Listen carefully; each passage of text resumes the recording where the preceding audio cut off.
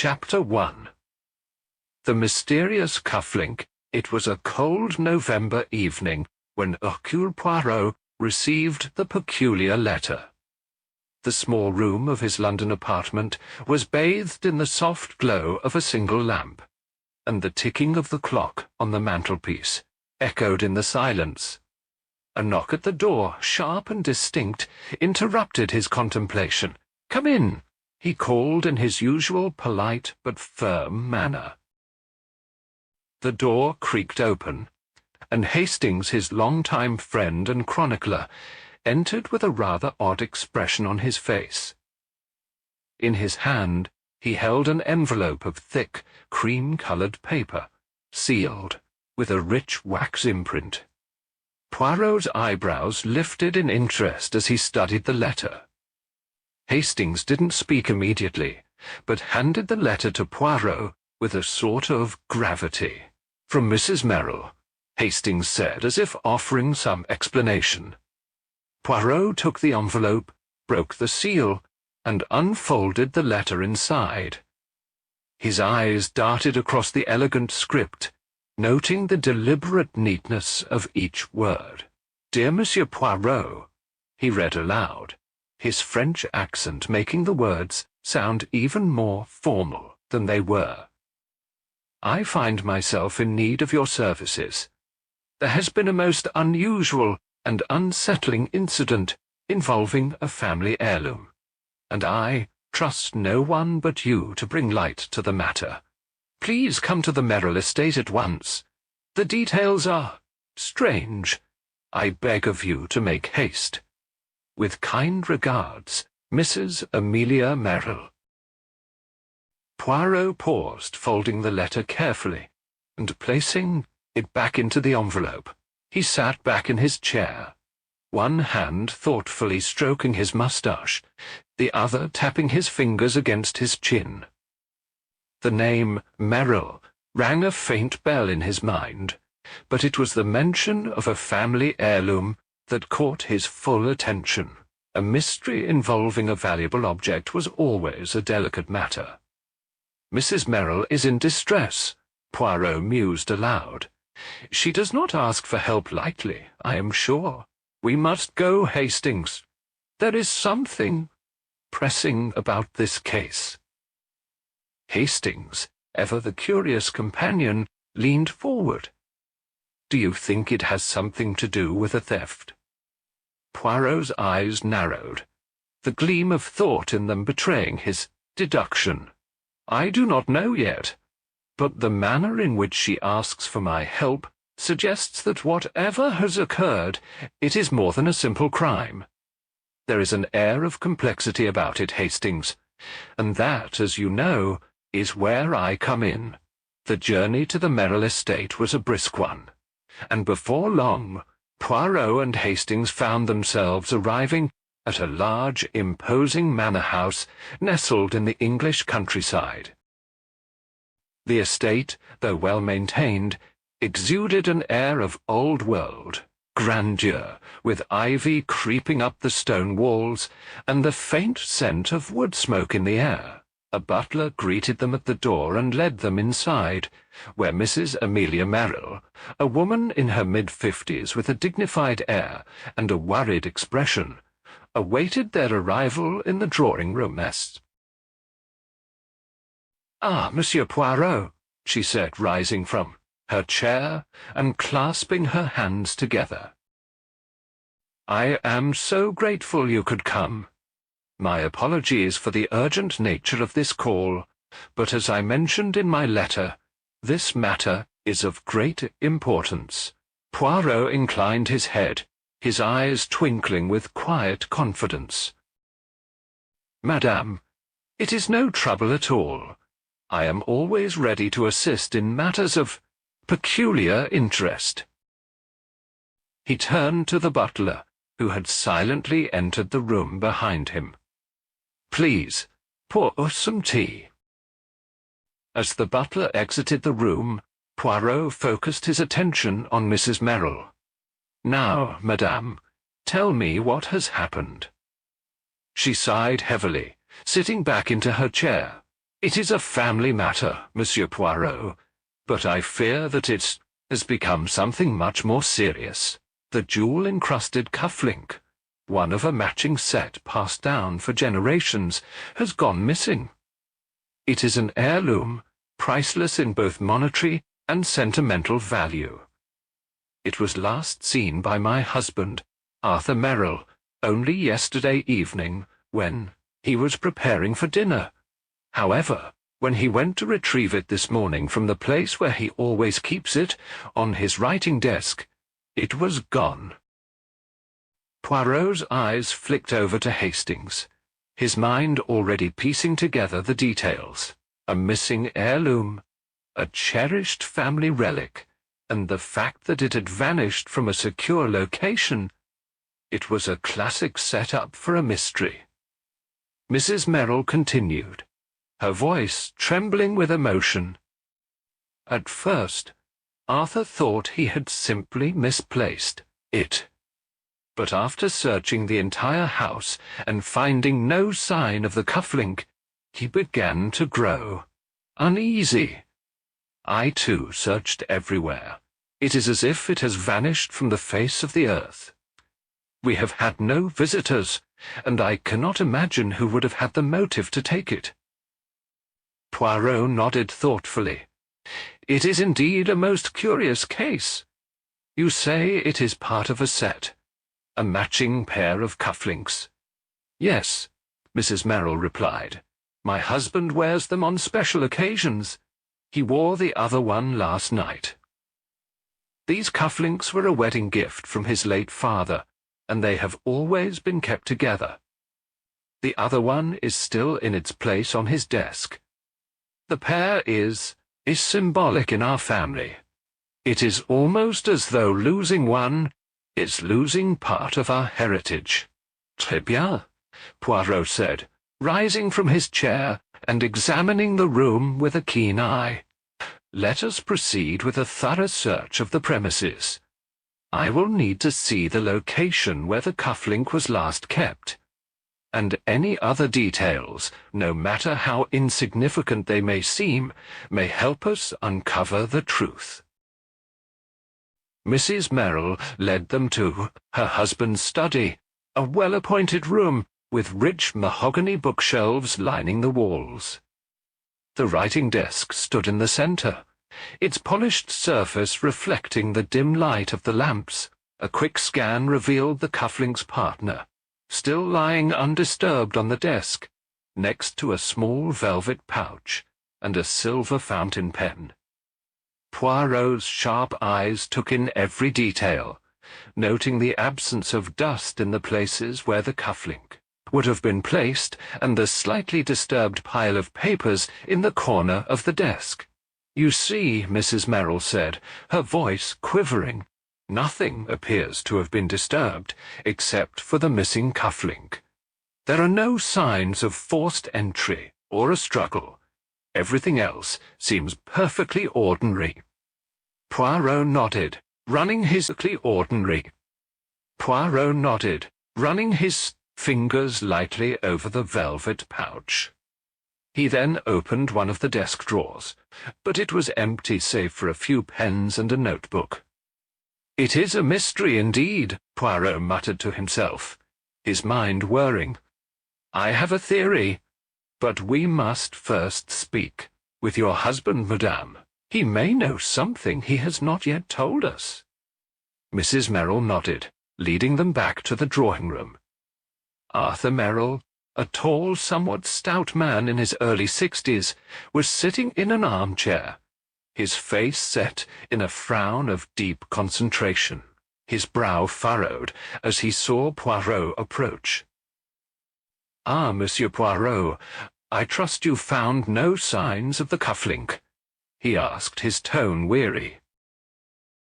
Poirot studied the man with his usual intensity.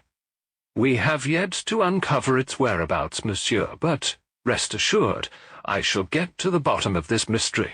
Tell me, when was the last time you saw the cufflink? Arthur Merrill paused, staring at his hands as if recalling the moment. Last night, as I mentioned. I was preparing for dinner and took them off. Just a routine thing, you know. But this morning, when I went to retrieve it, it was gone. I don't understand how. There was no one else in the house." Poirot gave him a long, searching look. "I see. And is there anyone at all, who may have had access to this room in the past 24 hours? Arthur Merrill hesitated for a moment, then shook his head. "No, no one. My staff knows to leave my study undisturbed." Poirot gave a slight nod and turned toward the door. "I will need to speak to your staff, Monsieur Merrill. They may hold the key to this puzzle." As Poirot stepped into the hallway, his mind began to churn, turning the pieces of the puzzle over and over again. The stage was set, and the solution was within reach. But the question remained, who had taken the cufflink, and why? Chapter 2. A Web of Suspicion. The Merrill estate was large, with vast grounds stretching across the English countryside. The house itself, though grand, had an air of quiet dignity rather than ostentation. And it was here that Hercule Poirot found himself stepping cautiously into a world of questions, each one a thread that, if pulled, could unravel much more than a mere theft.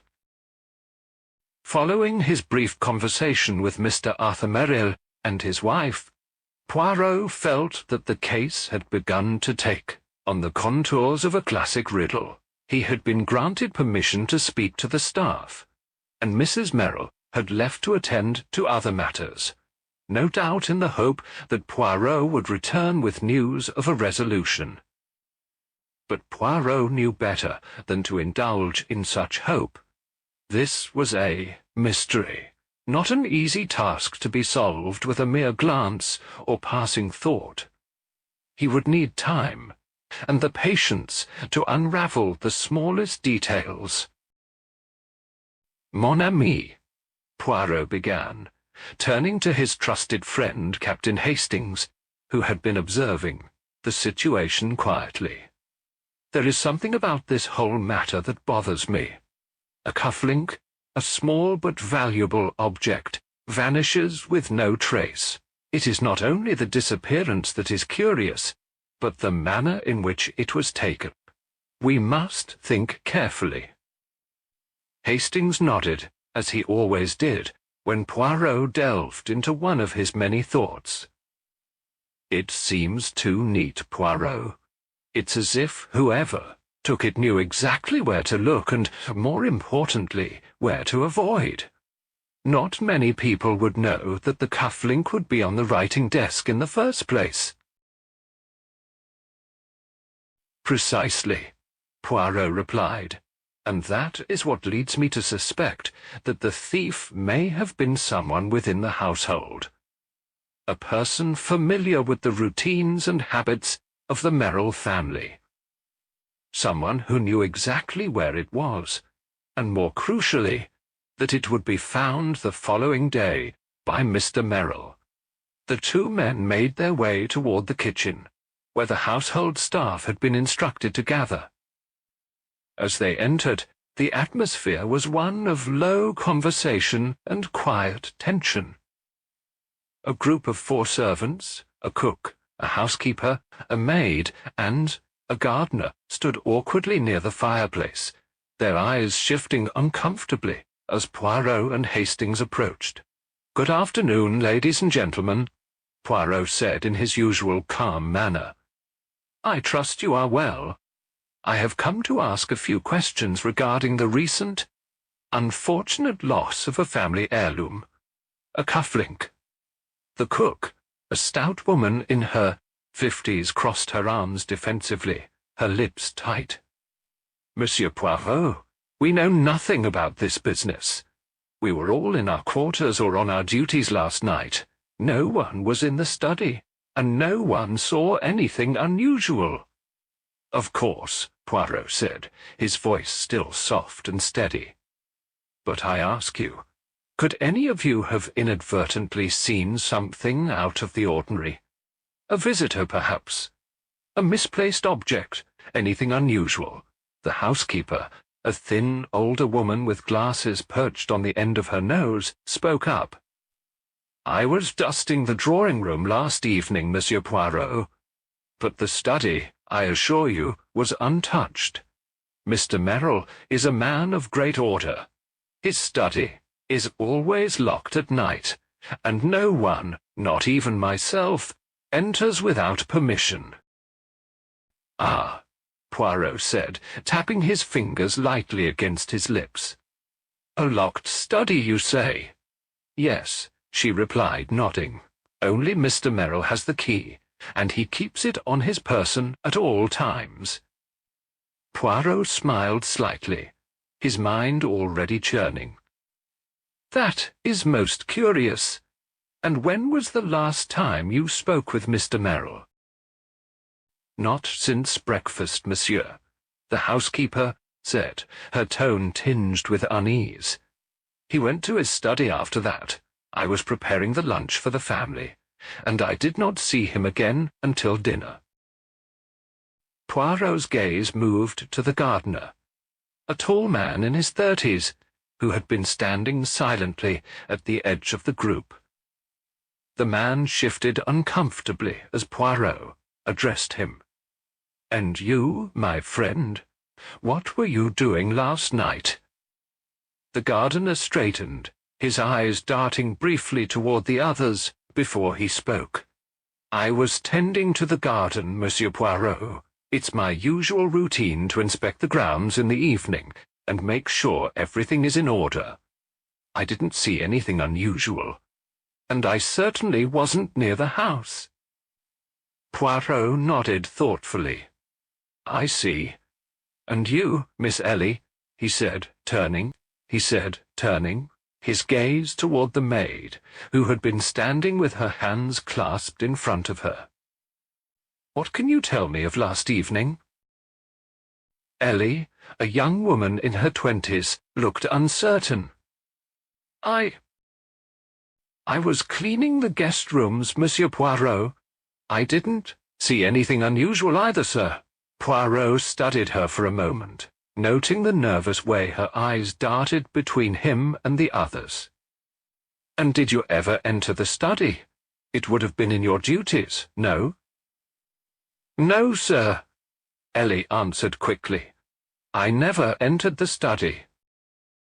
Poirot allowed a moment of silence to hang in the air, then turned to the others. "It seems that no one here has seen anything suspicious. Very well. But I would like to speak with Mrs. Merrill. Perhaps she has some insight into the matter that we have overlooked. If you would all be so kind as to remain here for the moment." The staff nodded in unison, their expressions wary as Poirot and Hastings left the kitchen. Back in the drawing-room, Mrs. Merrill was seated, her hands clasped tightly in her lap. She stood as Poirot and Hastings entered, her face marked with the strain of the situation. "Madame, I have spoken with your staff," Poirot began. "They seem to have little information to offer. I believe that you may be able to help me further. Could you tell me more about the cufflink itself? Anything at all that might be of significance?" Mrs. Merrill hesitated for a moment, then nodded, slowly. "The cufflinks are very important to us, Monsieur Poirot. As I mentioned, they were a gift from Arthur's late father. His father was a very wealthy man, and these cufflinks were among his most prized possessions. He had them custom-made for the wedding of Arthur's mother, and they have been in the family ever since." Poirot nodded, his mind already beginning to piece together the information. "And was there any particular reason that Mr. Merrill wore the cufflinks last night?" "Arthur always wears them on special occasions," she replied. "Last night we had a small dinner with a few old friends. The cufflinks were part of his usual attire for such an evening." "I see," Poirot murmured. "And were any guests present who might have had an interest in the cufflink? Or perhaps someone who might have known of its value?" Mrs. Merrill's face paled, and she looked momentarily unsettled. "Not that I know of, monsieur. Our guests were all close friends, and they would have no reason to take it. It was, as you said, a small gathering." Poirot's brow furrowed slightly. "But still, madame, I must ask you to consider if there was anyone at all, who might have had access to the cufflink, or perhaps a motive to take it." Mrs. Merrill's eyes darted briefly to the door, as if unsure whether to say more. Finally, she spoke. "I suppose there is one person who might have had such a motive, though I would never want to suggest such a thing without more proof." Poirot leaned forward, his voice low. "Who, madame?" Her voice dropped to a whisper. "It is my sister-in-law, Marjorie. She has been rather eager to obtain certain family possessions lately, and though she is always so polite, there is something in her eyes that suggests she might covet what does not belong to her." Poirot's eyes glinted as he made his note. This case, he was certain, had now taken an interesting turn. Chapter 3. The shadow of Marjorie Poirot's mind raced as he absorbed the information Mrs. Merrill had provided. The mention of her sister-in-law Marjorie was significant. There was always something of a telltale glint in the eyes of someone who coveted family heirlooms, and from Mrs. Merrill's tone, it seemed that this woman's interests extended far beyond mere familial affection. "Marjorie, you say?" Poirot murmured, his fingers tapping the edge of his polished walking-stick. "A woman of interest, certainly. And what of her connection to the cufflink? Was she present last evening?" Mrs. Merrill hesitated, her eyes shifting nervously. "Yes, she was. Marjorie and her husband Victor attended our dinner. But she is a curious woman, always so pleasant on the surface. But her motives, I have never been entirely certain." Poirot nodded thoughtfully. A woman of charm, perhaps, but not entirely trustworthy. A good thief often cloaks their intentions with the mask of politeness, and the desire for a family treasure is a powerful motivator. I would like to speak with her, if I may. Mrs. Merrill looked uncomfortable at the suggestion, but then, after a moment of deliberation, she agreed. "I'll arrange for you to meet her, Monsieur Poirot. She's staying in the guest room just down the hall." The detective rose to his feet, his sharp mind already planning his approach.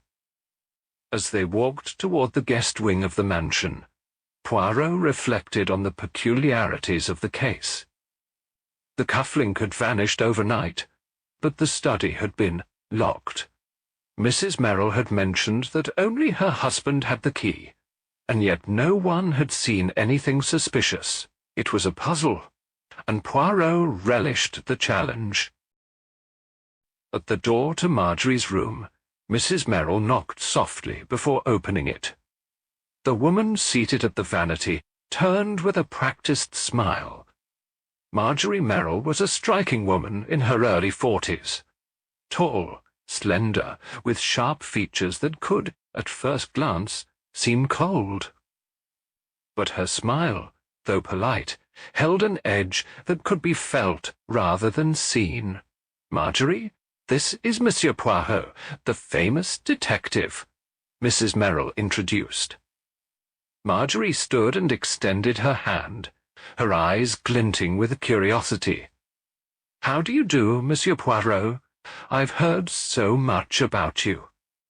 Poirot shook her hand with his characteristic grace offering his most charming smile. "Enchanté, madame. I hope I am not disturbing you." "Not at all," Marjorie replied smoothly, her voice velvety, but tinged with something that felt calculated. "What brings you to our humble estate?" Poirot took a moment, studying her face. Her expression was calm, but there was an underlying tension, one that her carefully measured words could not entirely mask. "It is the small matter of a lost cufflink," Poirot said, watching closely for her reaction. "It seems that a valuable family heirloom has gone missing, and I have been asked to investigate. I understand you were present at the dinner last evening. Perhaps you might be able to assist me." Marjorie's smile remained fixed. "Perhaps you might be able to assist me." Marjorie's smile remained fixed, but there was a slight narrowing of her eyes. "A cufflink? How dreadful! I had no idea. But of course I would be more than happy to assist, though I must admit I don't see how I could be of help. I hardly think I would know anything about it." "Ah, madame," Poirot said, his voice smooth as silk. "It is not so much about what you know as what you have seen. We all observe things, whether we realize it or not. Did you notice anything unusual last evening? A person out of place? A gesture that might seem strange?" Marjorie paused, her lips pressing together in thought. Then, with a shrug, she replied, "No, nothing at all. Arthur and I had a pleasant enough dinner, as usual, but I suppose you would be asking those who were closer to the cufflink. Surely Mr. Merrill himself would know more." "Ah, but Mr. Merrill is the one who discovered the cufflink was missing," Poirot said. "He was the one who placed it on his writing desk, and the next day it was gone. A strange occurrence, n'est-ce pas?" Marjorie gave a small, polite laugh, though it didn't quite reach her eyes. "A strange occurrence indeed, but I'm sure it will all be sorted out in time." Poirot studied her closely, noting the briefest flicker of something behind her carefully composed facade. She was hiding something, and Poirot was certain of it. He pressed on gently, his tone casual yet insistent. "And your husband, Victor, I am told that he too was at the dinner. Could he have noticed anything of interest?" Marjorie's smile faltered for just a moment. "Victor was preoccupied with business matters, I believe. He's often distracted by his work. But of course he would never notice anything as trivial as a cufflink." Poirot nodded, his mind working at full capacity. "I see. Well, madame, I thank you for your time. I am sure that, as the investigation progresses, I will have more questions for you. I do not mean to intrude upon your privacy." Marjorie stood, her smile returning in full force. "It's no intrusion, Monsieur Poirot. Do let me know if you need anything further." As Poirot and Mrs. Merrill left the room, the detective's mind was already racing with the implications of his conversation with Marjorie. The woman was clever, perhaps too clever. She had maintained her composure throughout the interview, offering little in terms of useful information. And yet, Poirot could not shake the feeling that she knew more than she was letting on. Her reluctance to discuss her husband Victor was also telling. The dynamic between the two seemed more than ordinary. "Mon ami," Poirot said as they walked down the hall, "there is something I do not trust about that woman. She is too perfect in her denials, too calm in her detachment. The lack of emotion when discussing a missing family heirloom, this is not normal." Hastings, who had been observing quietly, frowned. "You think she's hiding something?" "Indeed, Poirot replied, his voice thoughtful. "The disappearance of the cufflink is no random event. Someone within this household knows something. But who? That is the question we must answer." Later that evening, Poirot sat in the Merrill study, carefully examining the desk where the cufflink had been placed. The room was neat, as expected, with nothing out of place. He ran his fingers lightly over the polished wood of the desk, noting the absence of dust on the surface. It had been recently cleaned, but there were no signs of forced entry or disturbance. The lock on the desk was secure, and the window, if it had ever been open, was now closed. "There is a clue here, Hastings," Poirot murmured, looking over his shoulder at his companion. "A clue that has escaped everyone's notice. We must look more closely." As Poirot continued his examination, Hastings walked around the room, inspecting the shelves of books and the various family portraits on the walls. The picture of Mr. Merrill's late father caught his attention. The older man had a stern expression, but there was a glimmer of pride in his eyes.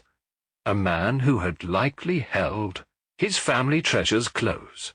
Poirot turned to Hastings, his face set in concentration. "I believe we are approaching the heart of the matter. But there is still much to uncover. We must speak again with the staff and dig deeper into their backgrounds. Every thread must be pulled." The night was quiet, but the pieces of the puzzle were beginning to come together. Poirot was certain that Marjorie Merrill was hiding something, and her involvement in the theft, if not directly, then at least indirectly, was more than mere speculation. The case of the missing cufflink had just begun to take on a darker hue. Chapter 4. A Gloved Hand at Midnight. The wind moaned softly against the stone walls of the Merrill estate as midnight drew near.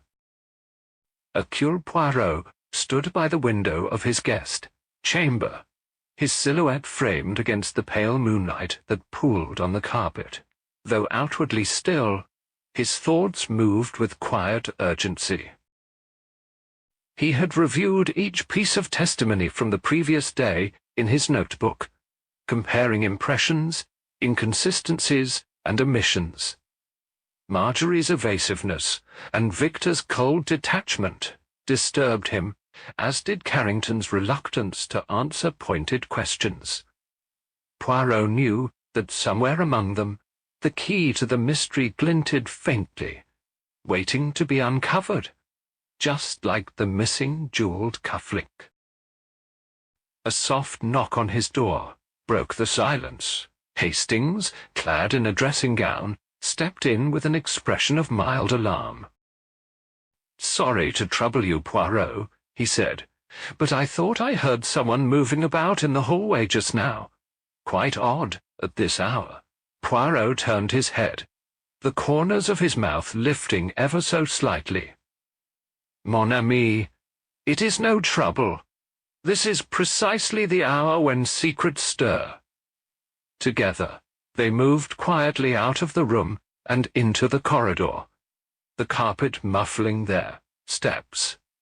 The house was still, save for the faint creaking of wooden beams and the distant ticking of a clock downstairs. Halfway down the corridor, Hastings paused, frowning. "There," he whispered, pointing to a door that stood slightly ajar, the door to the study. Poirot motioned for silence. With the delicacy of a dancer, he approached, placing his hand on the doorframe. He eased the door open, revealing the darkened study. Moonlight spilled through the window panes, casting pale silver across the room. And then they saw it. A figure was crouched by the desk. Slender, with a gloved hand holding a small key, they appeared to be tampering with the drawer, the very one where the cufflink had disappeared. "Arrêtez-vous!" Poirot called sharply. The figure froze. For an instant, silence reigned. Then the intruder bolted upright, knocking over a nearby lamp, and darted toward the window. Hastings lunged forward, but the figure was swift. A dark coat swirled like a shadow as the window was flung open. With startling agility, the intruder slipped over the sill and vanished into the night garden below. Poirot dashed to the window, peering into the moonlit shrubs. He caught only a fleeting glimpse, a flutter of dark fabric, a gloved hand brushing past the holly. Then all was still once more.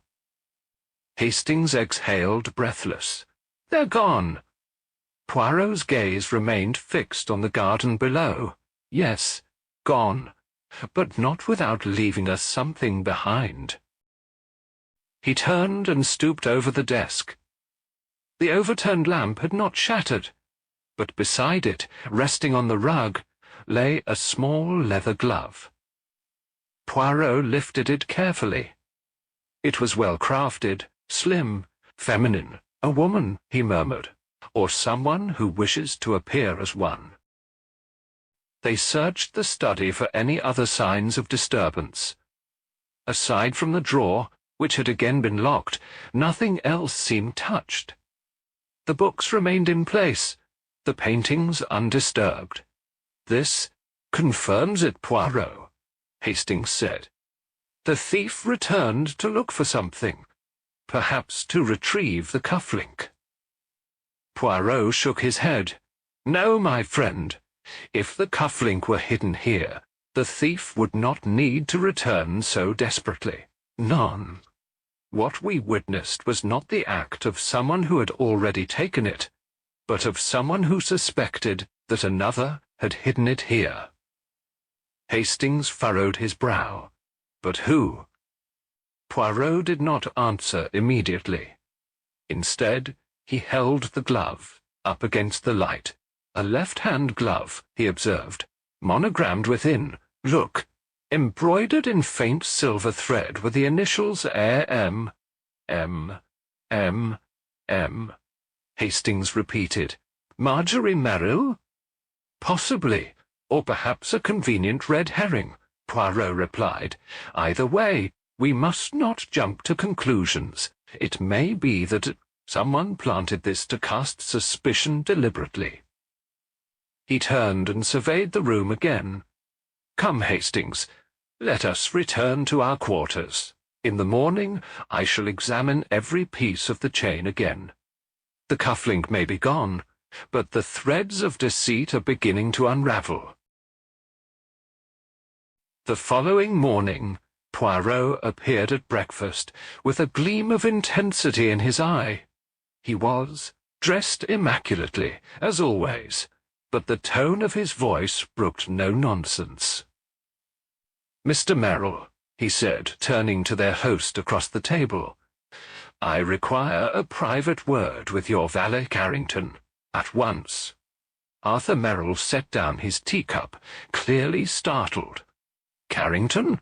Of course, but may I ask why?" Poirot smiled thinly. "Because, monsieur, I have come to believe he knows more than he has admitted." Moments later, Carrington appeared, tall, gaunt, and with the air of a man perpetually uncomfortable in his own skin. Poirot led him into the study with Hastings close behind. The detective gestured for him to sit. "Now then, Carrington, it is time we speak plainly. You have been in service to Mr. Merrill for how long?" "7 years, sir," Carrington replied, eyes flicking between Poirot and Hastings. "And in all that time you have had access to this study. You polish the desk, dust the shelves, is that correct?" "Yes, sir." Poirot leaned forward. "So you would know, for instance, if someone tampered with the drawer mechanism?" Carrington hesitated. I suppose I might. Yes, Poirot." withdrew the glove from his pocket, and placed it on the desk between them. "Do you recognize this?" Carrington stared at it. "No, sir." "You are certain?" "Yes, sir." Poirot folded his hands. "Let us suppose, purely hypothetically, that someone attempted to remove the cufflink last night. Someone we surprised. You might imagine how curious it would be if that someone were connected to the household, or to its staff." Carrington swallowed. "I'm just the valet, sir. I don't have anything to do with jewels." Poirot's gaze remained steady. "But you do have knowledge of locks, and I think perhaps you've been pressured." Carrington shifted uncomfortably. "Look, I haven't done anything, but there was something strange a few days ago." "Go on," Poirot prompted. Carrington leaned in. "Miss Marjorie, she asked me off the record to make her a copy of Mr. Merrill's drawer key. She said it was for a surprise gift. I didn't think. She's his sister-in-law, after all." Poirot's eyebrows lifted. "And you gave her the copy?" Carrington nodded slowly. "I did, but I didn't know what she wanted with it." Poirot sat back, deep in thought. "Merci, Carrington. That will be all." As the valet left the study, Hastings turned to Poirot. "So Marjorie had a copy of the key all along. That would explain her being in here last night." "Possibly," Poirot replied. "But I am not yet convinced. She may have taken the key, but whether she took the cufflink is another matter entirely. There are other motives to consider." He tapped his fingers lightly on the desk. "Someone planted that glove. Someone is playing a careful game. But why? And who gains most from this theft?" Hastings looked puzzled. "You suspect someone else entirely?" "I suspect," Poirot said softly, "that the theft of the cufflink was not about money, but revenge, or perhaps a secret worth more than the diamonds it holds." And with that, the great detective returned to his seat, the morning sun catching the sharp glint of his eyes as the pieces of the mystery began to align, deliberate as the ticking of the mantel clock behind him. Chapter 5. Secrets Beneath the Surface. The afternoon was overcast, the once vivid gardens of the Merrill estate subdued under a sky of pewter grey. Hercule Poirot walked slowly along the gravel path, with Hastings at his side, hands clasped behind his back, and head bowed along the gravel path, with Hastings at his side, hands clasped behind his back, and head bowed in thought.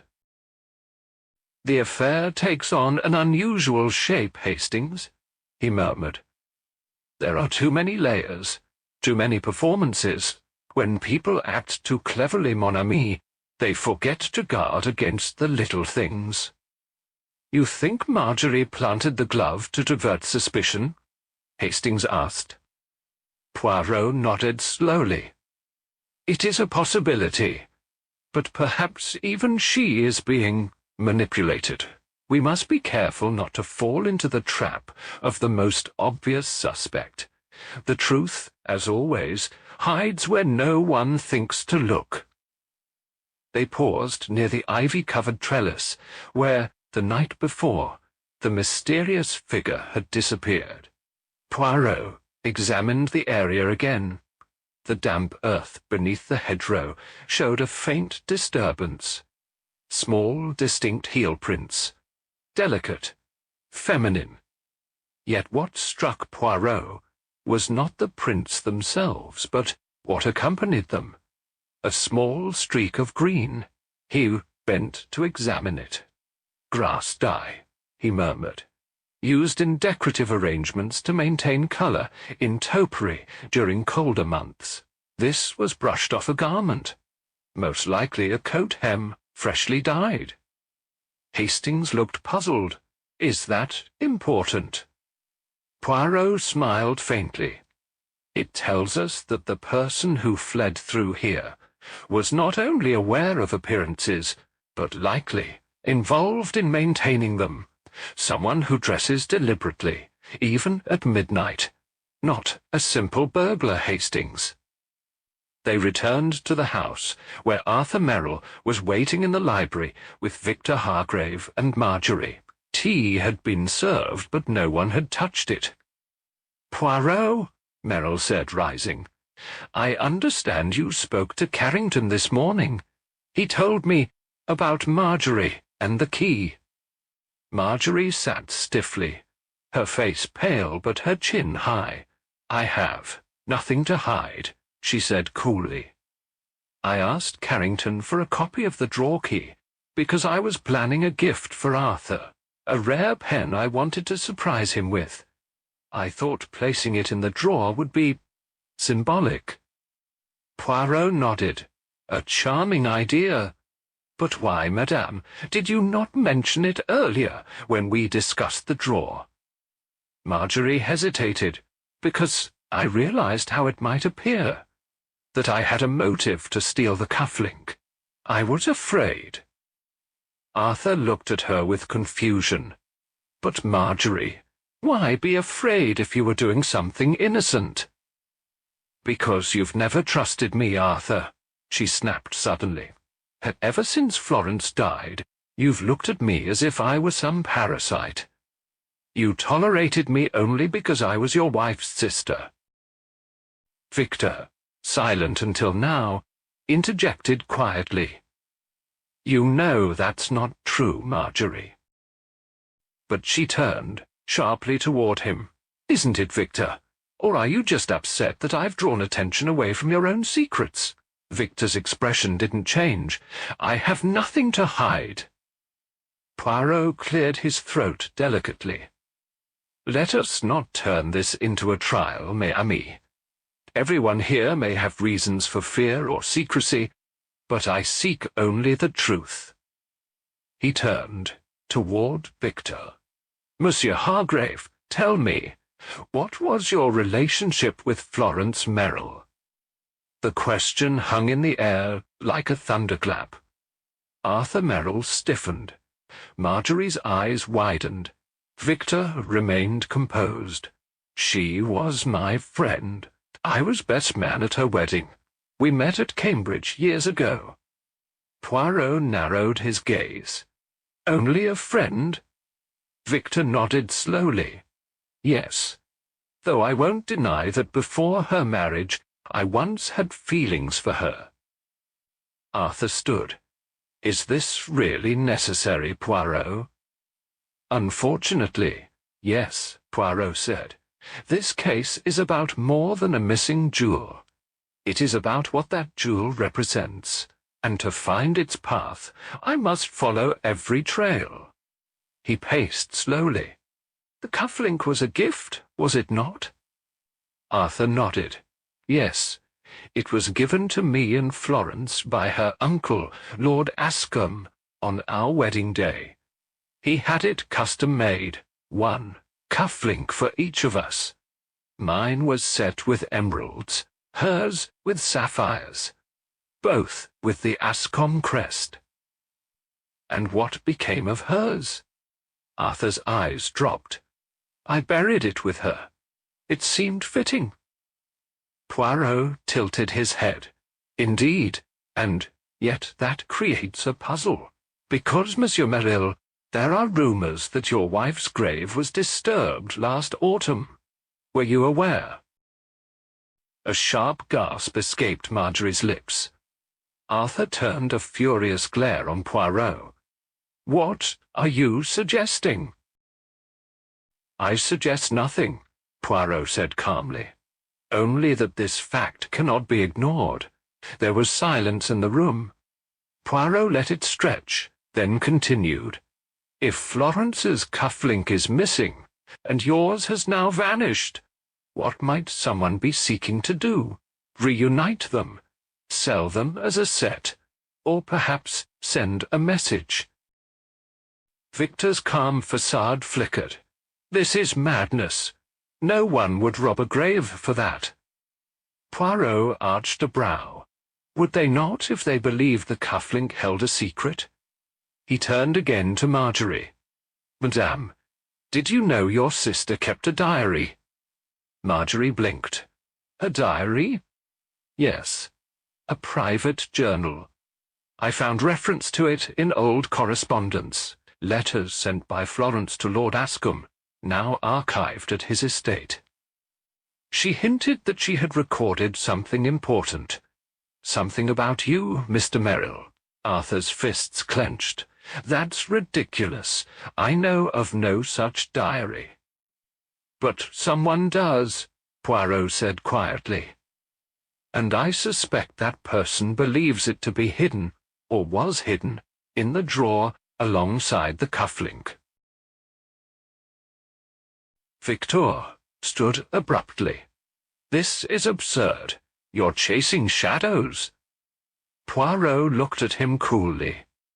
Perhaps, but shadows often conceal the truth. Later that evening, Hastings found Poirot in his room once more, seated at the writing desk, hands steepled beneath his chin. You caused quite a stir today, Hastings said. Arthur was furious. Poirot did not look up. Sometimes, my friend, the bees must be disturbed for the honey to be found. Do you really believe Florence's grave was disturbed? Poirot nodded. It was reported in a small parish record, something quickly dismissed as vandalism. But I do not believe in coincidence. First, the wife dies mysteriously. Then the Io jewels vanish. And now Then the Io jewels vanish. And now secrets come crawling from every corner of this house. Hastings leaned forward. You think the cufflink was part of some hidden message? Or a key, Poirot said. To unlock something someone desperately wishes to keep buried.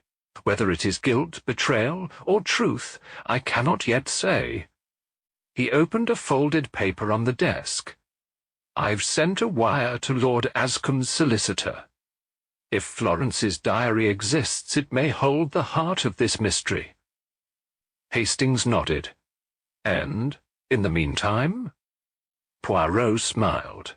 In the meantime, we shall observe. People under pressure reveal themselves, Hastings, and tomorrow we may know who among them wears the mask, and who hides behind it. Chapter 6. A Gloved Hand and a Whispered Name. The morning sun filtered through the tall windows of the Merrill Estate's drawing-room, casting long shadows on the parquet floor.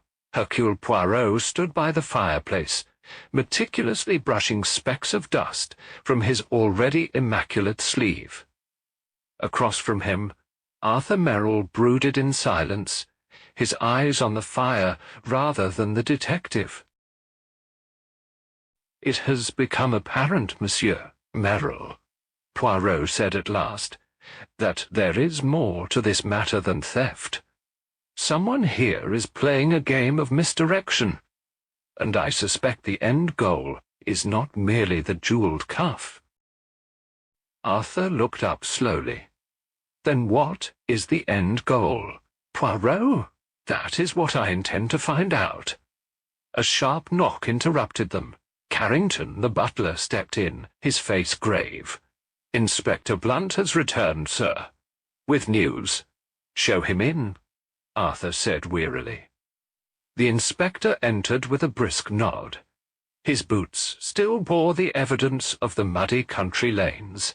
Morning, gentlemen, he said. Thought it best I report directly. We located the groundskeeper, Jasper Merton, out in Mallows Wood. He's been gone these last 2 days, on account of the flu, or so he says. And do you believe him? Poirot asked, eyes narrowing. Half and half, Blunt said.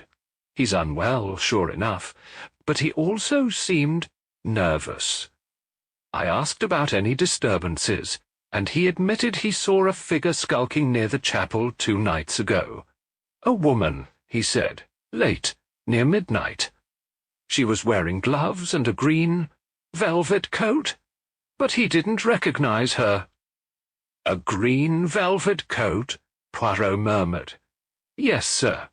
Said it looked new, dyed deep green. Same night the cuff went missing, wouldn't you say? Poirot's mind ticked.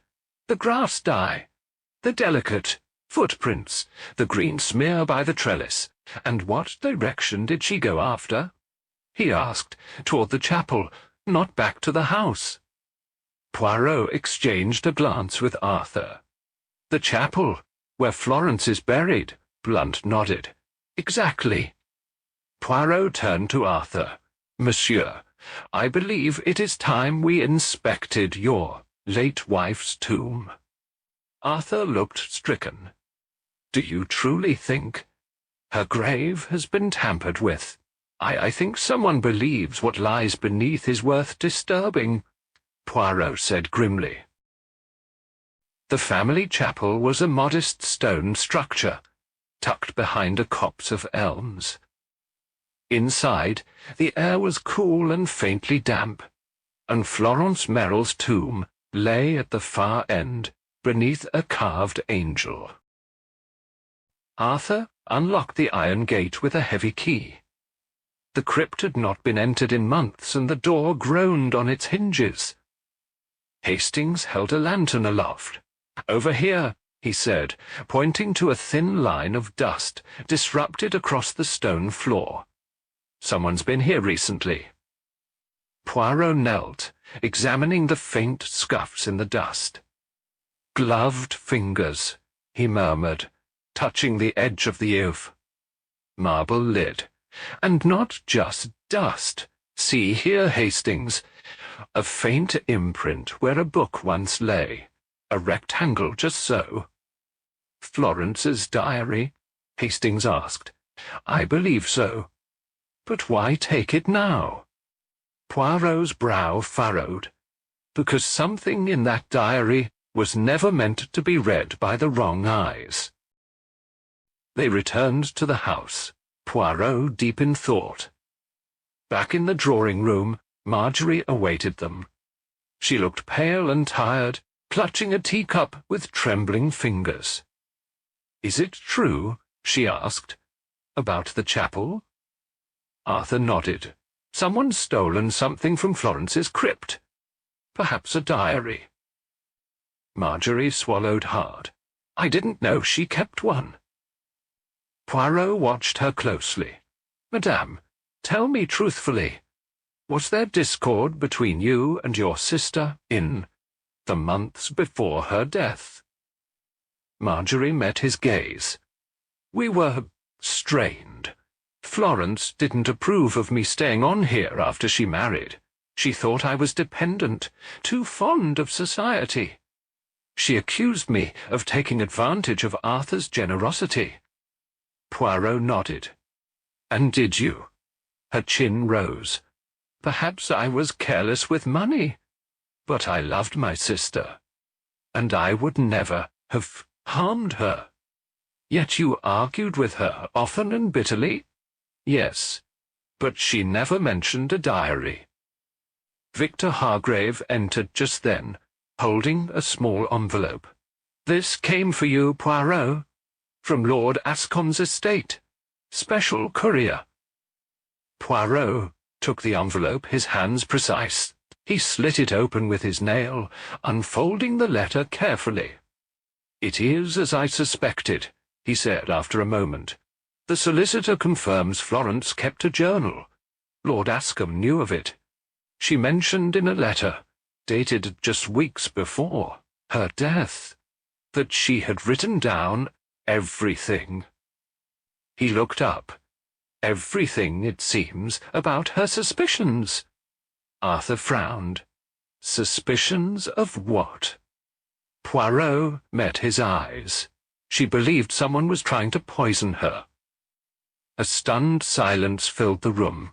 "Good God," Arthur breathed. And she never told me. She may have feared it was someone within the house, Poirot said. Her trust was shaken. Perhaps that is why she confided in the diary. Marjorie clutched the back of a chair. Poison.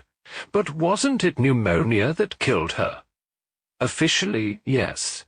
But pneumonia can be easily misdiagnosed, especially if symptoms are deliberately masked. And now the diary is gone. Blunt cleared his throat. This is turning into something far worse than a jewel theft. Poirot turned to him. Indeed, Inspector. It is now a case of murder. That evening, Poirot retreated to his chambers. Hastings joined him a short while later, troubled. So Florence suspected she was being poisoned, Hastings said. Do you think she was right? I believe she was, Poirot replied. I have spoken with the local pharmacist. Florence requested laudanum in the final weeks of her life. For sleep, she said, but someone altered the dosage records. The bottle was replaced 3 days before she died. I suspect it was laced with digitalis. Digitalis! Hastings blinked. Heart medication. Deadly, in the wrong hands. Taken with laudanum, it could cause cardiac failure, masking it as natural death. Hastings stared. But who would do such a thing? Poirot gave him a measured look. That is what we must uncover, mon ami. We are close. Whoever took the cufflink believes it will lead to the diary, or to proof. But they are mistaken. Then where is the proof? Poirot smiled faintly. Hidden, as all good secrets are, in plain sight. We must examine the cufflink again. Not for its jewels, but for what it contains. Hastings blinked. You think it holds something inside? Poirot stood. Come, Hastings. It is time we examined the family vault. Not the one made of stone, but of memory. As they left the room, a shadow passed behind the staircase. A figure paused at the threshold, listening.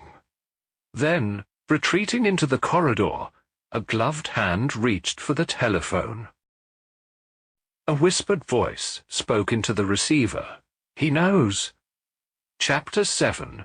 Secrets in Silver Filigree. The sky was mottled with grey, as rain began to patter gently on the windows of the Merrill estate.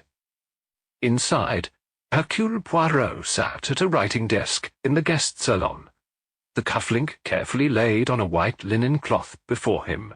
The silver filigree shimmered faintly in the lamplight, a hawk etched into its surface in delicate relief, its eye formed by a single red garnet. A curious thing, this cufflink, he murmured, adjusting his pince-nez. Not just a bauble. It is a message, a container, a clue. Hastings leaned in, intrigued. You truly believe something's inside it? I am certain of it. Look here, mon ami. Poirot pointed to the hinge. See this tiny seam. This is not merely ornamentation. It is the lip of a concealed compartment. But the mechanism is devilishly subtle, using a fine instrument he'd taken from his travelling valise, a miniature blade no longer than a knitting needle. Poirot worked gently at the seam. With a soft click, the top of the cufflink popped open. Inside, nestled in the hollow, was a folded scrap of vellum. Poirot lifted it with tweezers and carefully unfolded it. Well? Hastings asked, nearly breathless. Poirot frowned. A single name. Clementine. And nothing else? Clementine? Hastings echoed. Not a name I've heard before. Poirot nodded slowly. No one in the household bears it. which suggests it is a pseudonym, or someone carefully concealed, perhaps someone Florence trusted, or feared. He rose from the table. "Come, Hastings. We must speak again with Miss Marjorie. She is beginning to recall things. We must encourage her memory." Marjorie was in the conservatory, seated among trailing vines and tropical blooms. She seemed startled as Poirot approached, but composed herself quickly.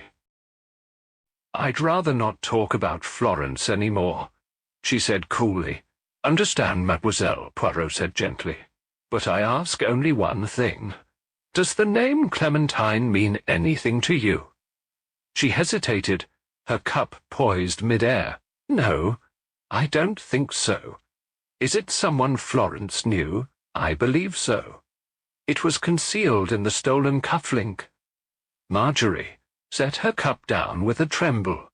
"She never spoke that name to me."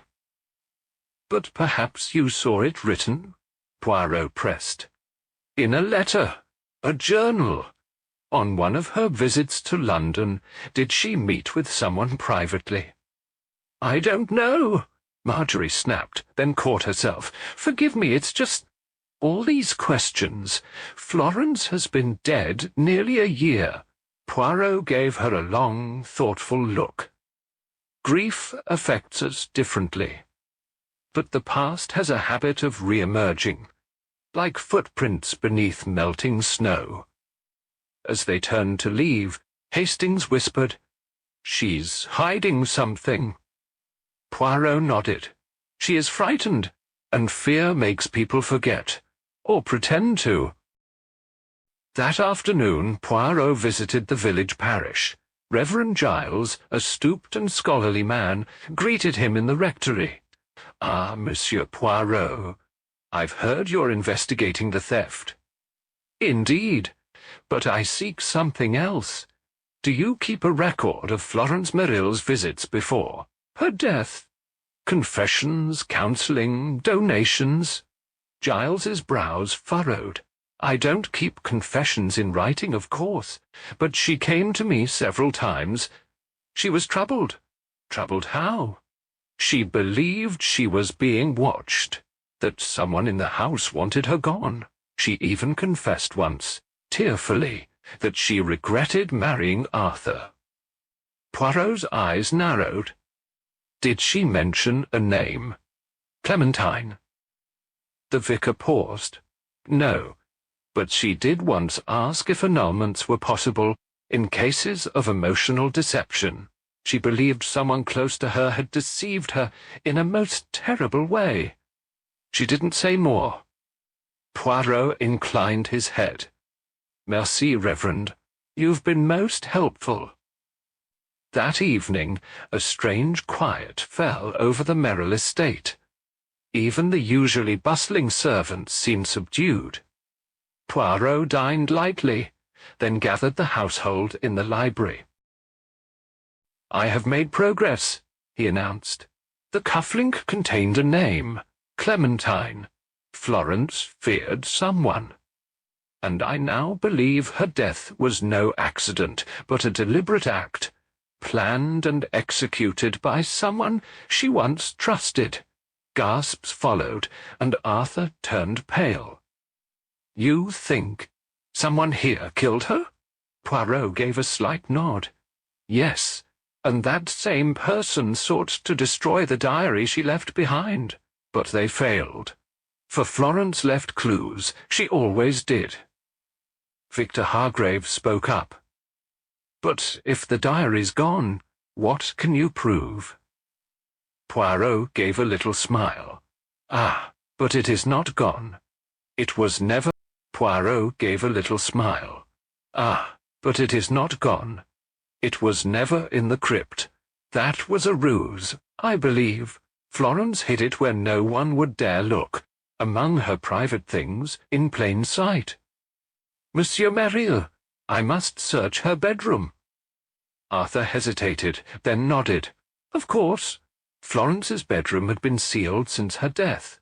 a shrine of preserved perfume bottles, silk scarves, and framed photographs. Poirot moved with delicacy, opening drawers and examining books. At last he found a false bottom in her dressing-table drawer. Within lay a small journal, bound in lavender suede. He opened it carefully, thumbing through neat handwriting. "It is here," he whispered. "The truth." Florence's entries were brief, cryptic. Mentions of whispers at night, of Marjorie's strange behaviour, of laudanum doses tasting bitter. One entry stood out. "Clementine visits at night now, but she has no face, only gloves. I cannot tell if it is Marjorie or me." Poirot blinked. She was being gaslit. Someone used that name to haunt her. A code word, a symbol. He turned another page. "If anything happens to me, the cufflink will reveal the name. It is the key." Another. "I replaced the bottle, but I don't think it will stop her. She will not stop until I'm gone." Poirot closed the diary. It was not a stranger, Hastings. It was someone who shared her roof. Back in the library, Poirot laid the diary on the table. "This," he declared, "is Florence Merrill's testament. And it speaks not of jewels, but of betrayal. She feared a presence she called Clementine. A code, I believe, for the woman who gaslit her, poisoned her, and now seeks to silence her memory." Marjorie stood slowly. "This is ridiculous." "No, mademoiselle," Poirot interrupted. "This is justice. You were jealous of Florence's marriage, resentful of her control over the estate. You began to undermine her subtly, hiding her letters, dosing her laudanum, using dreams and whispers to make her question her sanity. And when she resisted, you increased the dosage." Marjorie turned pale. "You can't prove—" "But I can," Poirot said. "With the cufflink, the diary and testimony from the pharmacist. You bought digitalis using Florence's prescription, but you altered the bottle. She suspected you, and so she hid the proof. You sought the cuff because you feared what it contained." Her shoulders sagged. "She took everything from me. All my life I was the shadow. I just wanted a place in the light." Arthur stepped back, aghast. "Marjorie, you—" "She never loved you," Marjorie cried. "She married you for status. She said so in her diary." Poirot raised a hand. "Enough. Inspector Blunt waits below. You must come with me now." Later that night, as the estate returned to uneasy silence, Hastings stood by the fire. "Tragic tale," he said. "Poor Florence."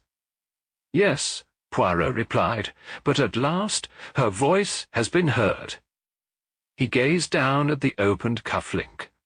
A small jewel, yes, but one that held a world of truth. Chapter 8. A Portrait in Dust and Memory. The morning after Marjorie's confession, the Merrill estate was cloaked in an eerie hush. Even the birds outside the grand windows seemed reluctant to sing. Poirot sat at the breakfast table, sipping his thick coffee, his brow creased in uncharacteristic solemnity. "I cannot help but feel," Hastings said as he buttered a scone, "that we've reached the end. The culprit is in custody. The motive, however tragic, is understood." Poirot did not respond at once. Instead, he turned his cup slowly on its saucer. "Non, mon ami. There are still threads unknotted. Because truth may be known but not yet whole." Hastings looked up, startled. "You think there's more?"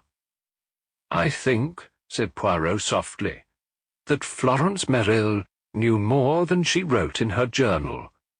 There was something else, something she dared not put into words. And to find it, we must walk backward through her final days. Poirot returned to Florence's bedroom alone.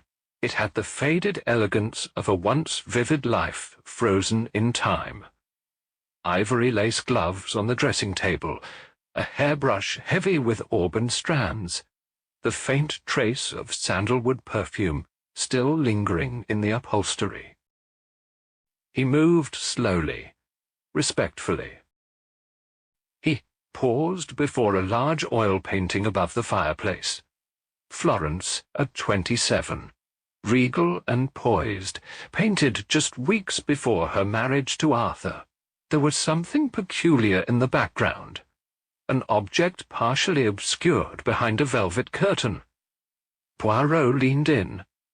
"The cufflink," he whispered. "No, not a cufflink, the pair." He stepped back, scanning the room anew.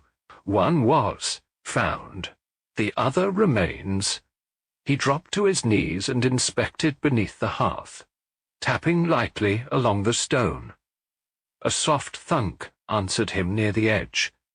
With a small tool, he pried open a concealed cavity in the panelling. Inside, nestled in dust, lay the second cufflink, identical, its red garnet eye gleaming malevolently. Poirot retrieved it with reverence. So she hid one and wore the other. Why? Back in his room, he examined the second cuff. This one, too, had a concealed compartment sealed tight. With patience, he opened it. This time, the vellum inside bore not a name, but a sketch. A simple line drawing.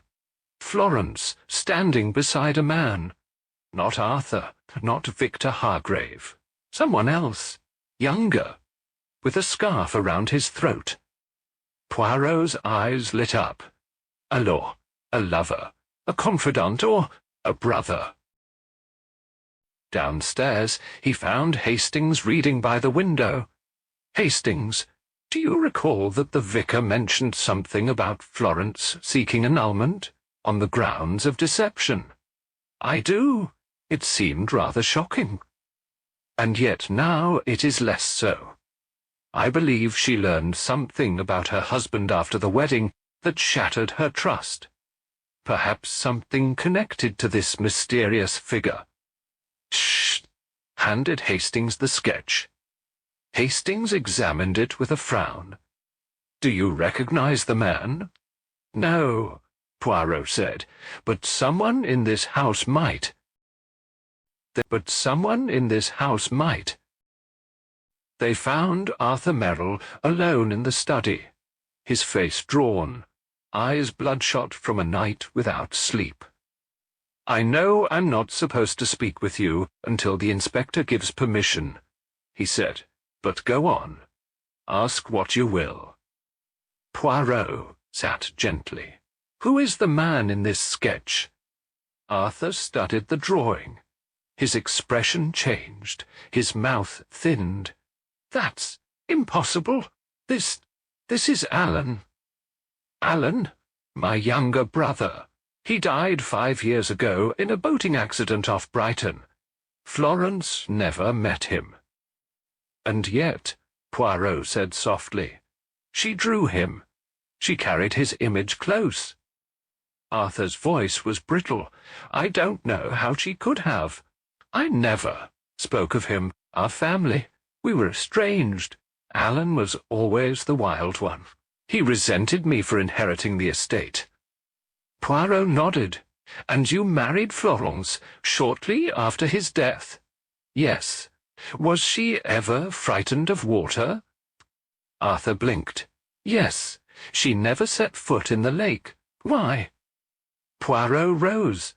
"Because I believe your brother's death was not accidental. And Florence may have discovered that."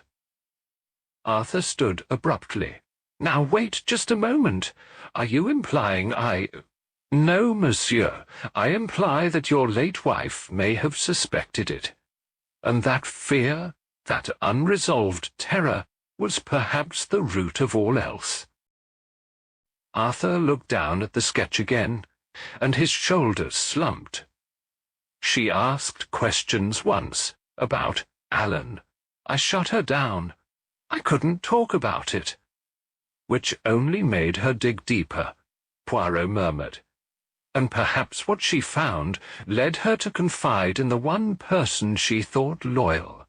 Marjorie, just so. And Marjorie, jealous and desperate, exploited that fear." Poirot returned to the vicar that afternoon. Reverend Giles was in the churchyard, tending roses. "Reverend," Poirot said, "did Florence ever speak to you of someone named Alan?" Giles straightened. "Alan Merrill? Why, yes. She asked about him once. Wanted to know if suicides were permitted Christian burials." "Did she say why?" "Only that she was troubled by the past, that it had slipped beneath the water, but was not gone. I assumed she spoke metaphorically."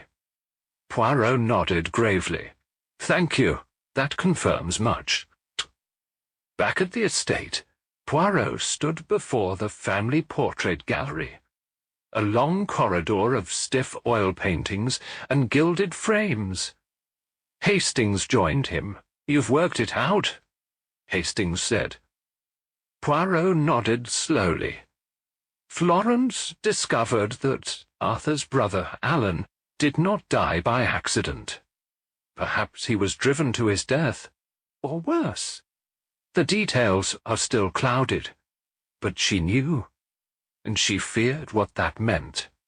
She trusted Marjorie with this knowledge, and Marjorie, wanting to possess Florence's world for herself, began to poison her, not only physically, but mentally. And the cufflinks? Florence knew she might not survive. She created 2 compartments, one with a name, the other with a drawing, both fragments of truth, designed to lead someone someday to what she could not say outright." Hastings let out a breath. "It's astonishing. So much pain behind such elegance." "Yes," Poirot said quietly, "but now it begins to heal."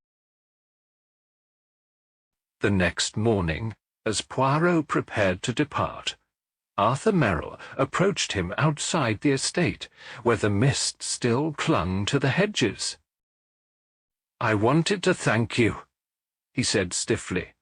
"You brought clarity, and though the truth is hard, I think Florence would have wanted it told." Poirot nodded. "You still have much to reckon with, Monsieur Merrill, but truth is like a mirror. It can wound, but it also shows the face clearly." Arthur hesitated. "Do you think Florence ever loved me, after all she learned?" Poirot considered, then gave a small smile. "I think she loved the man she believed you were, and in some small way, perhaps she hoped you might become him." Arthur looked away, mist gathering in his eyes. Poirot turned and walked toward the car where Hastings waited. "Well," Hastings said as they drove away, "another case solved." "Yes," Poirot said, folding his hands, and in the jeweled cuff a final message of courage and despair. "Florence Merrill spoke with silence, but she has been heard at last." Chapter 9. The Shadows That Speak. The train from Gloucestershire back to London rolled through a countryside that looked almost too peaceful to have hosted murder. Hastings stared out the window, brow furrowed in thought. Across from him, Poirot sat upright, his fingertips together in a pyramid, eyes closed, not asleep, but in deep contemplation. "I say," Hastings finally murmured, "it still troubles me, Florence hiding those cufflinks. Why didn't she simply tell someone what she knew, go to the police, or even confront Arthur? Poirot opened one eye. Ah, mon ami, it is the nature of fear, is it not? Not all prisons have bars. Pretty was bound by doubt, shame, and a heart that once believed in love. She was afraid that no one would believe her, that she would be blamed, or worse, deemed mad. But the cufflinks? Surely she hoped someone would find them. Indeed, she knew Marjorie might act. She feared what might happen if her suspicions about Alan's death ever came to light. Those cufflinks were a final gesture, a message in a bottle cast into the sea of time. Hastings nodded slowly, though uneasily. And yet, he added, there's something you haven't told me. You've been chewing on it all morning. Poirot gave a faint smile. You have learned to observe better, mon ami. Bravo. Yes, there is something that remains unexplained. He reached into his coat pocket and drew out the second jeweled cufflink, the one he had retrieved from the hidden hearth compartment. Ginchel, question is, he said, holding it to the light, if Florence created two messages, why did she send one to Inspector Chard? Hastings blinked. You mean the first cufflink? Oui. It was posted anonymously to Chard just after Florence's death. Someone took it from her room and mailed it. But who? It couldn't have been Florence, Hastings said. She was already gone. Exactement. And Marjorie, if she had it, would never have sent it. She was trying to bury the truth, not expose it. Hastings sat up straighter. Then someone else found it. Someone who knew enough to send a warning. Poirot leaned forward. It must be someone close to the family. Someone who knew Florence, yet kept silent all this time. A name flashed in Hastings's mind. The maid, Lottie. Poirot's eyes twinkled. Yes, Hastings. You grow more astute with each case. Let us pay Lottie another visit. Back in London, they found Lottie working in a modest tea-room in Notting Hill, her frilly apron dusted with flour. She stiffened visibly when she saw Poirot. I told Inspector Chard everything I knew, she said defensively. I don't want trouble. You are not in trouble, mademoiselle, Poirot said gently. In fact, you may have done the bravest thing of all. She blinked. You know, that you found the first cufflink in Florence's nightstand drawer, and sent it to the police anonymously. Yes. I also believe you saw something, or heard something, long before Florence died. Lottie glanced around, then led them to a quiet corner near the back of the shop. She fidgeted with her apron strings. She was kind to me, Mrs. Merrill. Always gave me the day off when I needed it, always spoke gentle. But toward the end, she was different. Jumpy, nervous. She used to stare at the lake from her window and cry. You knew about the cufflinks? Hastings asked. Lottie nodded. One day I was tidying and found the drawer open. That strange cufflink with the red gem was inside. It scared me, to tell you the truth. Something about it didn't feel right, when I heard she'd died so suddenly. And then the whole house got quiet, too quiet. I took it and posted it to the police, just in case. Poirot regarded her thoughtfully. You acted on instinct. That is admirable. But did you ever hear Florence mention Alan Merrill? Lottie hesitated. She talked in her sleep sometimes. I heard her say the name once, Alan, and then something about drowning. She called it a shadow that lives in water. It gave me chills. Poirot nodded slowly. "Merci, Mademoiselle Lottie. You have done more than you know." Later, that evening, Poirot sat across from Hastings in their shared suite at the Savoy, where the glow of lamplight reflected off polished surfaces and rich velvet curtains. Hastings had a glass of brandy in hand, staring at the dancing flames in the hearth. "There's still something that eludes me," Hastings said. "Florence believed Alan's death wasn't an accident. But what if she was wrong? What if she simply imagined it? Wouldn't that make Marjorie's crime all the more senseless?" Poirot shook his head. Even if Florence's suspicions were unfounded, the belief was enough to unravel her world. In matters of the heart, perception can become truth. He rose and walked to the window, gazing out over the glittering London skyline. But I do not think she was wrong. Too many coincidences. Alan's death, so soon before Arthur's marriage, a quarrel between brothers, a wife who begins asking questions and suddenly falls ill. You believe Arthur killed his brother?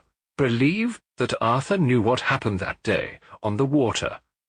Whether by his hand or through provocation, Alan died, and Arthur buried the truth. Hastings frowned. But there's no proof. Poirot turned, eyes gleaming. "No, there is not, and Florence, clever as she was, knew that too. So she left us riddles instead." He opened a small envelope and pulled out the 2 sketches, the original from the cufflink, and a second he had discovered tucked between the pages of Florence's gardening book earlier that day. "What's this?" Hastings leaned closer. "Notice anything strange?" The 2 drawings were almost identical. Florence standing beside a man with a scarf. But in the second sketch, the scarf was more detailed. A pattern of tiny diamonds adorned it, like a family. Crest Poirot tapped it. The scarf was Arthur's. He wore it the day Alan drowned. It appears in a portrait in the Merrill Estate's winter salon. Hastings gaped. Then Florence knew Arthur was there that day. "Yes," Poirot said softly, "but she could never prove it. So she drew it, and left the rest to us." 2 days later, Poirot returned the cufflinks to Inspector Chard, along with the sketches and a complete accounting of his findings. "Legally," Chard said, tapping a pen against his desk, "Arthur can't be prosecuted. No direct evidence. And Marjorie, well, she'll be tried soon enough." "Justice," Poirot murmured, "comes in many forms." Chard leaned forward. "Tell me, Poirot, do you think Florence would be satisfied?" Poirot stood, adjusting his cuffs.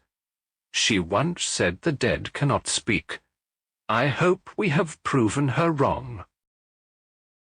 Outside, Poirot and Hastings stepped into the London air, where rain had just begun to fall in light silver streaks.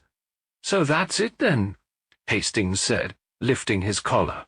"Another case closed. A tragedy, to be sure, but at least we understand it now." Poirot nodded. Yes, though it was a case built not on clues, but on grief. Florence Merrill stitched a story out of silence, and it took death for the world to listen. They walked on in silence, the jewelled cufflinks now resting in the evidence vault of Scotland Yard, like twin eyes watching from the past. Chapter 10. The Last Reflection. It was a week later that Hercule Poirot found himself once again walking up the gravel path toward the Merrill estate.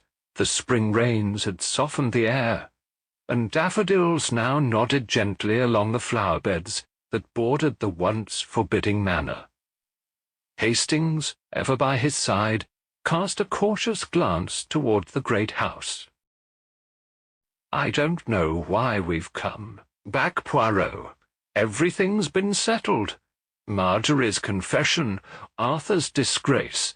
Surely that's the end of it." Poirot adjusted his hat with care. "No, Hastings. The crime may be resolved, but truth is another matter. There is still one last conversation to be had. They were admitted this time not by a is still one last conversation to be had. They were admitted this time not by a maid, but by the family solicitor, Mr. Gregson, a lean, quiet man who had overseen the estate's legal affairs for decades. He led them to a small drawing-room that overlooked the lake, the surface now a perfect mirror in the afternoon sun. Arthur Merrill stood by the fireplace, no longer the proud, composed figure he had once been.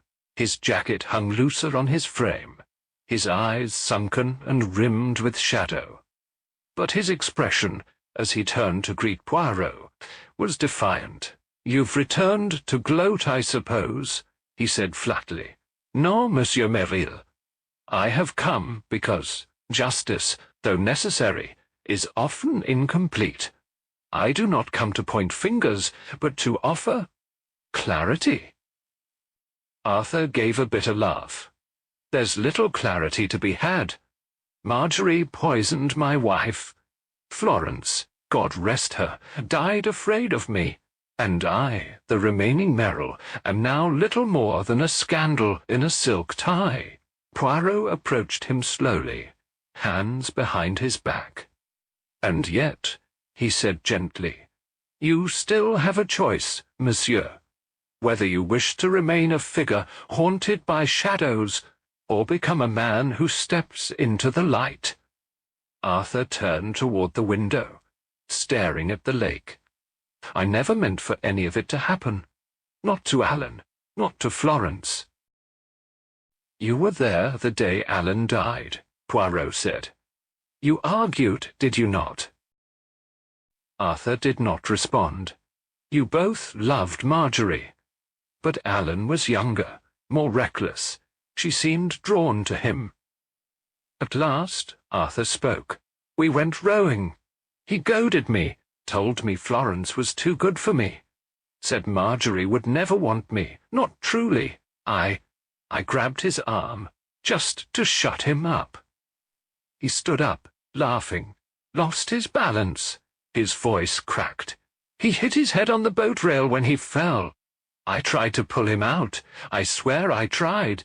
But by the time I got him up, it was too late." Poirot listened without interruption, only nodding slightly. "You told no one," he said. "How could I?" Arthur whispered.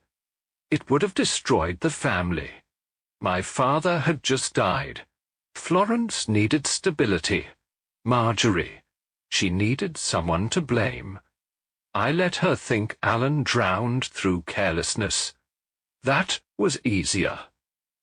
But not for Florence. No." Arthur looked down at his hands. "She changed. She never said anything, but I knew she suspected me. I think she wanted to forgive me, but she couldn't. And then came the night I saw her in the study with those cufflinks. I panicked. I tried to take them. She ran. The next day, she was dead." Poirot's gaze sharpened. "And yet it was not you who killed her." Arthur gave a hollow nod. "No, I believed it was guilt, that she'd taken something to end her life. But Marjorie,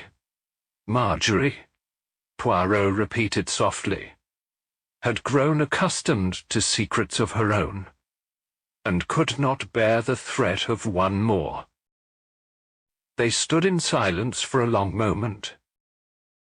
"What will you do now?" Poirot asked finally. Arthur's mouth twitched faintly. "Sell the estate. I have no taste for this place any more. Perhaps something good might come from it. scholarships in Alan's name, a wing for the hospital. I've no heirs, no legacy worth saving." Poirot nodded. "That, monsieur, is a beginning." As they turned to leave, Arthur called out, "Monsieur Poirot, do you believe a man like me can ever be forgiven?" Poirot paused. "That, monsieur, is not for me to decide.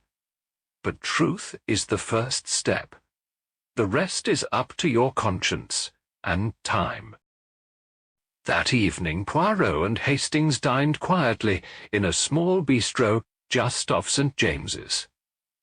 Hastings, ever one for a comforting routine, ordered roast lamb, while Poirot selected the bouillabaisse. "I must say," Hastings began, "this whole affair has been different. Less deduction, more emotion." Poirot smiled. "Yes, mon ami. It was not a crime solved with footprints or cigar ash.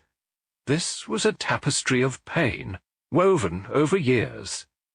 He dabbed his lips with a napkin. "What fascinates me, Hastings, is how the smallest object, a cufflink, can reveal the entire heart of a household." Hastings nodded. "It's almost poetic. Florence's quiet cry for help ended up being the thing that brought the truth to light. Indeed, she had no voice in life, but in death she spoke volumes." They finished their meal in thoughtful silence. Several weeks passed. Marjorie's trial made headlines for a few days, then faded from public interest as other scandals took its place. She was found guilty, though the jury recommended mercy due to her emotional instability. She was committed to a sanatorium rather than prison. Poirot visited her once. She was pale and distant. Her beauty faded into a ghostly wisp. She recognized him immediately and gave a sad, brittle smile. "I suppose you're here to tell me I deserve this," she said. "No, madam," Poirot said. "I am only here to tell you that Florence forgave you. If not in words, then in intent. She left the cufflinks where you might find them. She gave you the chance to make a choice." Marjorie turned her face toward the window, where sunlight filtered through drawn curtains. "I made the wrong one." Poirot bowed his head. "That is between you and your God, madame." He left without another word. Spring gave way to summer. Poirot returned once to the Merrill estate before it was sold. The garden had bloomed fully now, and the lake glistened like glass. He walked the paths Florence had once tended, and paused at the bench by the water's edge. There, resting atop the stone seat, was a single lily, fresh, deliberately placed. Me smiled faintly. "Even in silence," he murmured, "there is memory." Back in London, as he adjusted the final row of silver moustache combs in his personal cabinet, Poirot glanced at a small object now resting in a velvet box. A jeweled cufflink, polished, facetted, and gleaming red like a drop of fire. "Not as a trophy, but as a reminder, a symbol," he said aloud, "that the truth, like a gem, may be buried, yet never destroyed."